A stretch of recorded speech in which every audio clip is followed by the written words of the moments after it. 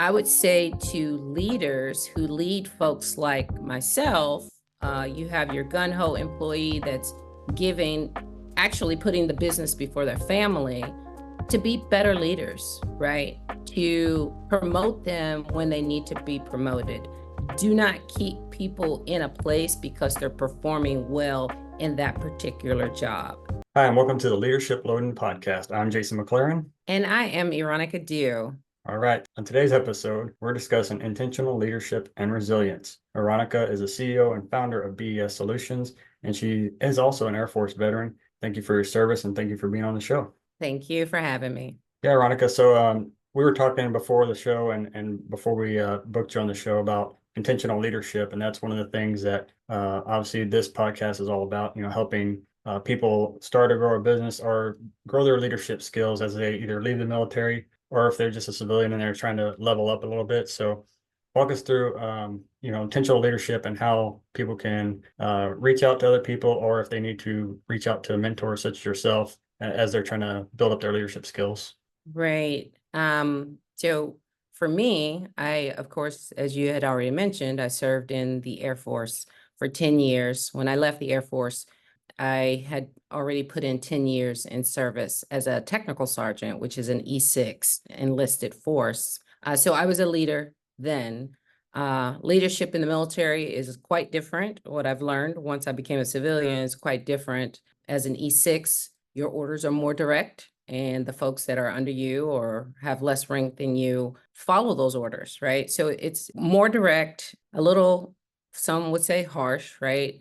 But if soldiers and airmen didn't follow orders, then people would die. So when I separated and transitioned from the Air Force into the civilian sector, my leadership style stayed the same. However, it wasn't received as well, right? I'm a former military Air Force airman, E6, working with civilians who know nothing about, the military. And I had to adjust my leadership style.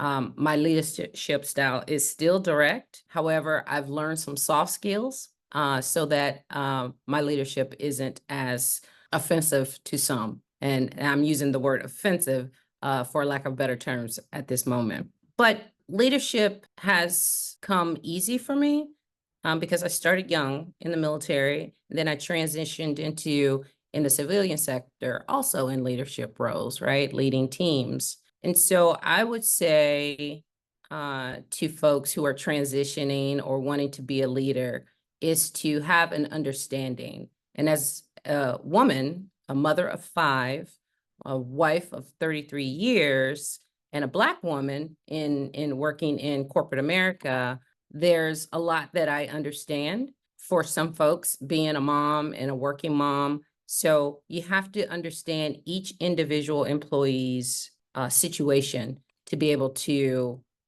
help them, right, and guide them, because you can't lead and treat every individual the same way, if that makes sense.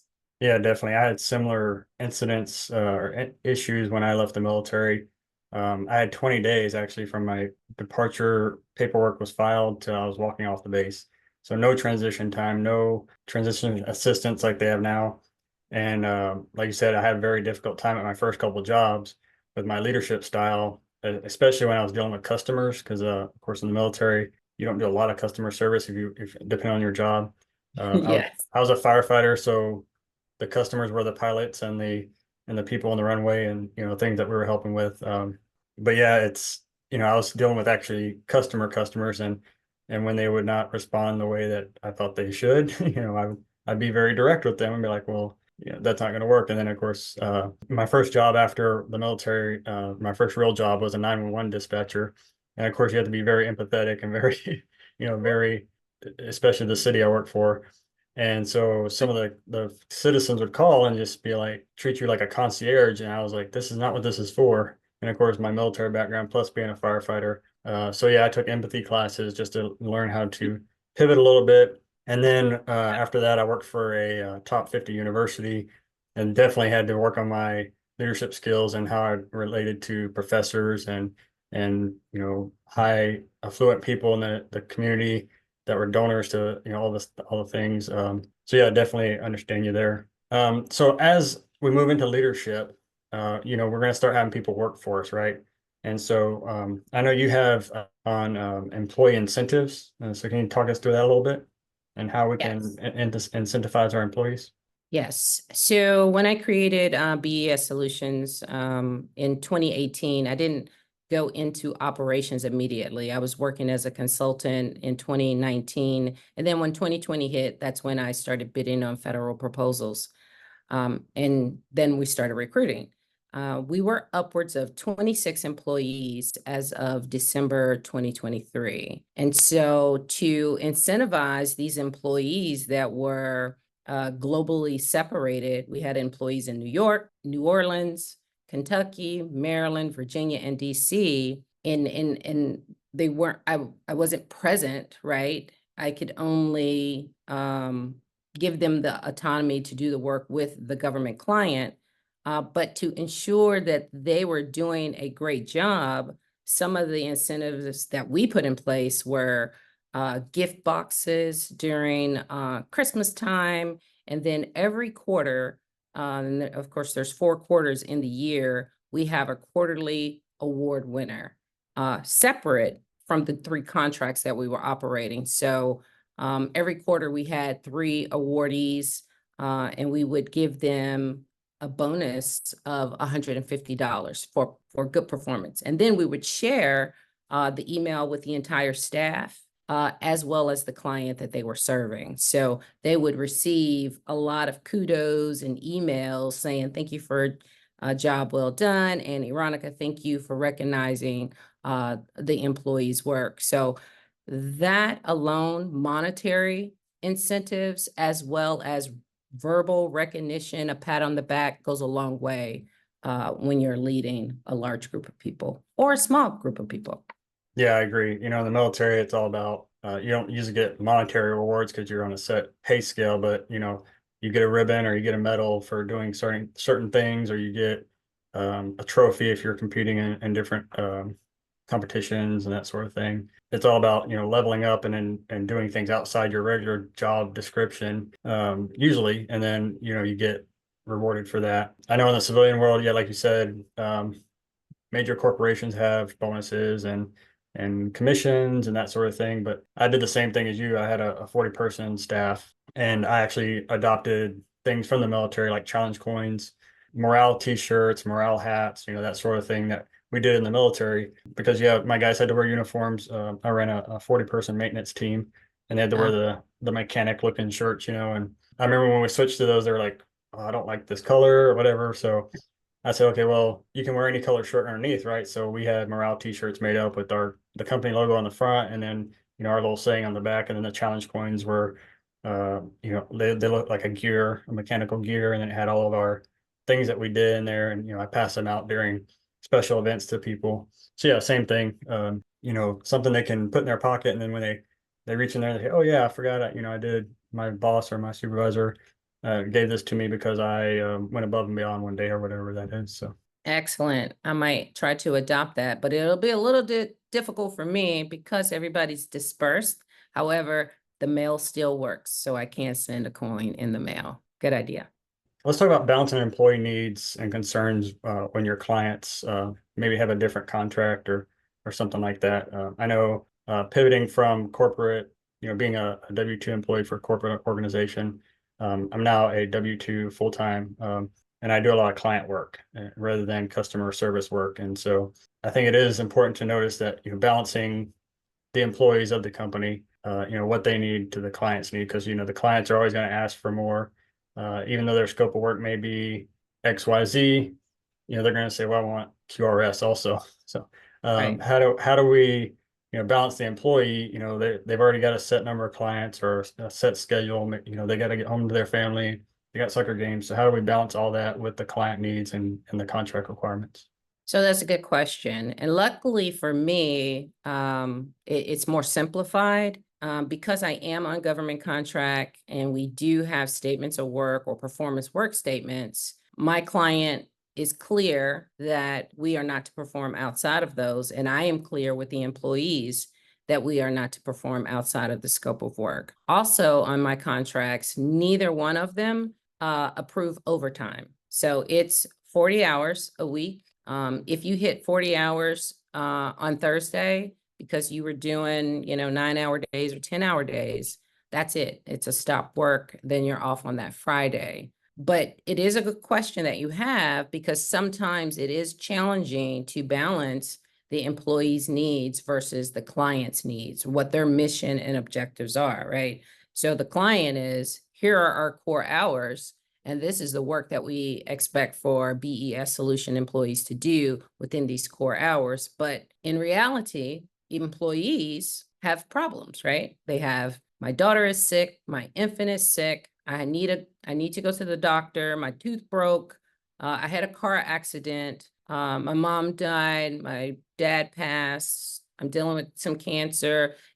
I hear it all. And so I have to kind of stand in the gap between the client and the employee often, but I try to be a very transparent leader with my client to give them as much information as needed to say why this employee is going to be late, or this employee is not going to be in the office today. And I find that transparency with the client, them actually knowing what's going on, helps humanize the entire situation. And so I've been fortunate enough to have clients that understand that life happens. Definitely. And do you have like backup employees like with the clients, and they're okay with that? So I do. My client at the FAA here in Washington, D.C. has allowed, me to bench 2 bodies, and those folks are temporary hires. So whenever one of my full-time employees are out for an extended period of time, I can call that temporary employee if they are available, and they can come in. They're cleared, they're badged, they have their own laptop, and can stand in the gap for that employee until they return. Same with my VA client in New Orleans. It's a little more difficult to have a physical therapist on the bench, but it is the client's requirement. If my folks take a week off, after 3 days, I need to have someone in place to continue to care for the veterans down at the VA hospital in New Orleans. All right. So how would you say that your military time prepared you for this, to start your own business and move forward and grow such a successful organization? So if I could back up a little bit and share a little bit of my story of how the military helped me. When I was in high school, I was more of a socialite. I wasn't applying myself as I should have, right?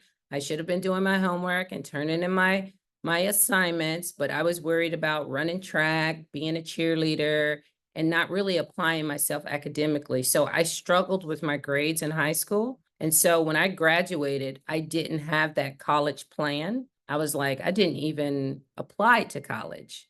What am I going to do? So the guy that I was dating in high school became my husband the same year I graduated from high school, but he went into the Air Force and I had enlisted in the Army. And he was writing me letters from basic training to say, if you leave to go into the Army, we will never see each other again. So I ended up reneging, right? And marrying him and moving to our first duty base in California. And then I ended up joining the Air Force myself 2 years later, after seeing him progress in his career, having that camaraderie, coming home, talking to me in all these acronyms that I didn't understand. And I was like, wait, I wanna join your organization. So I joined the military after, again, not really having a life plan. And once I entered into basic training, it completely changed my mindset. It completely changed how I felt about myself. My self-esteem went up 1,000%. I realized, oh, you're not as, that self-esteem I had in academics, the self-esteem issues I had in academics was no longer there, because I went through basic training. I graduated from tech school with high honors. I continued on to take classes after I finished my CDCs for my career field. I passed with flying colors, and I was like, you know what? I think it's time for me now to go to college. So the military was instrumental in my life. And I'm not selling the military to anyone, but I can say I graduated from college and with my bachelor's and my master's, and I'm debt free, right? And so that helps financially because some folks are going to carry debt for a long time. But the military was a game changer, and it also opened up doors for me on applications. When I checked, I'm a veteran, they were like, I know this person is going to get the mission done. So it definitely made things better for me. Definitely, I think that's one thing for those that do want to go in the military, is having some kind of plan once you go in the military. I think a lot of people think, oh, I'm going to go in and just, they do tell you what to do, where to go, when to eat for Yeah. the first year. But once you're done with that first year, you need to have your own plan also. You do your bare minimum, you're going to get the bare minimum. But yeah, if you put your mind to it and like you said, you take advantage of all the resources you have, you're going to come out a lot better position than other people. Yes, absolutely. Even in housing, my first house, I used my VA loan, and it backed the down payment. So I could purchase my first home without a down payment. So it was instrumental, game changer. All right, Veronica, if you give someone a quick leadership tip, what would it be? If I was to give someone a quick leadership tip, so I will use my most recent experience, and most recent being 3 years ago, when I was still in corporate America working for a defense contractor. I was an employee that was giving it my all. I have five kids at home, a husband, but I was giving it my all in the proposal bay, doing proposals for this company. And my day could range from 8, 10, 12, 16 hours a day. And if we were at the deadline of delivering a proposal, I could actually work a 24-hour day. I would say to leaders who lead folks like myself, you have your gun-ho employee that's giving, actually putting the business before their family, to be better leaders, right? To promote them when they need to be promoted. Do not keep people in a place because they're performing well in that particular job. Because sometimes when you're really good, you get pigeonholed. They don't want to promote you anywhere because they want you to continue to put the numbers on the board in the position that you're in. And so I found it challenging as an employee that I didn't get those promotions that I felt like I deserved, right? I didn't get the recognition that I thought I deserved. So I would say to leaders, understand your people, hear them when they say they want to grow with your company, or hear them when they say, I would like to learn something new. Support the people that work for you. Do not ignore the people that, work for you. Because a lot of people will say, oh, I don't like the Army or I don't like the Air Force. They're a terrible organization. No, it wasn't a terrible organization. It was a terrible manager. It was a terrible leader. And so if we could get better leaders to think about the people and not just themselves, I think it would help a lot of people stay in jobs and be more committed to an organization. All right, Veronica, if people wanted to get in touch with you, how could they do that? I have a website, www.BESSolutions.com, and that's BES Solutions, just in case I misspelled it. And there's a form, contact me, plug in your information, and it comes directly to me. I don't have a middleman. I haven't grown to the point where I have a gazillion staff members. So if you fill out that contact form, you will hear back from me directly. Awesome. We'll put those the link in the show notes too below. Wonderful. Well, thanks, Veronica, and thank you, everyone. That's it for today, and we'll look forward to seeing the next episode. All right. Have a good day. Thank you, Jason. There are thousands of leadership and management podcasts to choose from. We're glad you chose the Leadership Loading podcast. a Go Heroes production. If you'd like to support Go Heroes Inc., visit www.goheroes.org. And with that, it's time to wrap up today's show. Thank you so much for listening. We sincerely hope you liked it. Don't forget to like, subscribe, and share this podcast with your family and friends. Let's all grow together. Thanks for listening to the Leadership Loading Podcast. Leadership Inspired.